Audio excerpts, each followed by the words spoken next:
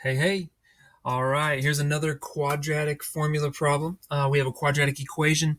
Again, it is not in standard form, so we're going to get it into standard form by subtracting 14x from both sides.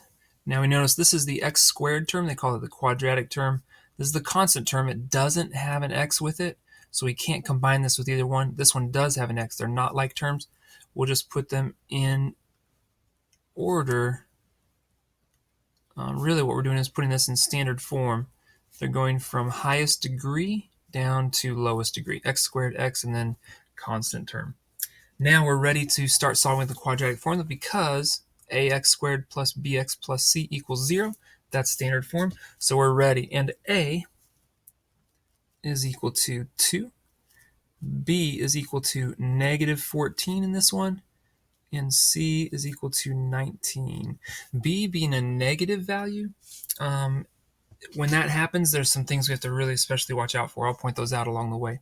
So here we go. Let's plug it in. We got x equals, and I'm just going to put them in as we go. We're going to say negative b, and the b value is negative 14, so it's negative 14 plus or minus the square root of, and we're going to say b squared, so negative 14 squared, minus 4ac.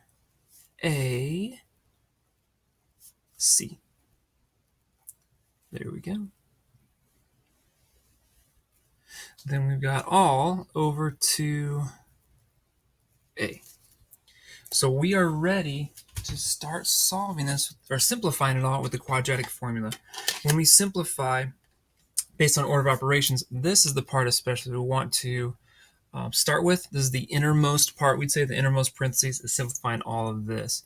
But on our way there, since we know we'll have to figure out what all this is before doing that, we can figure out this real quick on our way, setting it up and simplifying there. So same thing with this in the bottom, we'll simplify that. So negative 14 is going to become positive 14. So watch out for that. That's a common mistake when b is negative. Watch out for that negative becoming positive. Plus or minus the square root of, and negative 14 squared is going to be 196. Positive or negative? Well, a negative squared is a negative times itself, so it's going to be positive 196. Watch out, that's the second place where people often make mistakes with a negative b value, is squaring b for b squared. So this number in the quadratic formula, when you simplify the first step, this will always be a positive number, no matter what b is.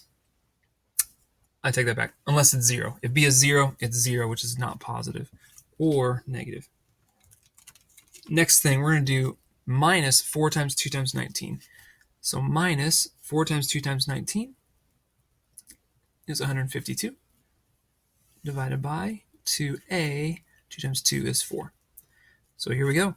So we simplified those. Notice that is exponents, and that's multiplication, which happens before addition or subtraction. So order of operations. So now 196 minus 152 is 44. So it's going to be 14 plus or minus the square root of 44 all over 4. And we're not done yet because this can be simplified. It's not a perfect square, but we can get something out of the square root. So we'll head over here real quick and say square root of 44. A couple ways you could do this. I'm going to show you the tree method, which a lot of students like to use. 4 and 11. 4 is 2 and 2. 11 can't be broken down. We find a pair of 2's, so that gets to go on the outside of the square root.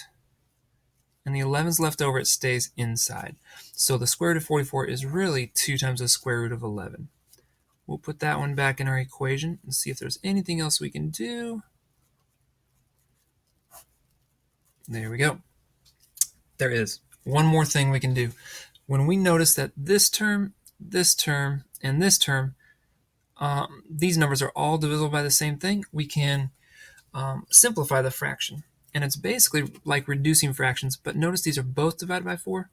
So when we reduce it, they're all divisible by 2. We have to reduce all of them by 2, divide them by 2. So that becomes a 1, that's a 2. So we have 2, sorry, that's a 7. There should be 7. We're dividing by 2. So it becomes a 7 plus or minus the square root of, it would be 1 square root of 11. We don't have to write the 1, of course. So just square root of 11 all divided by 2. There's our final answer. Because it has a radical in it, there's no imaginary term or imaginary unit. This is called an irrational solution. Actually, 2 irrational solutions. 7 plus the square root of 11, all divided by 2, and 7 minus the square root of 11, all divided by 2.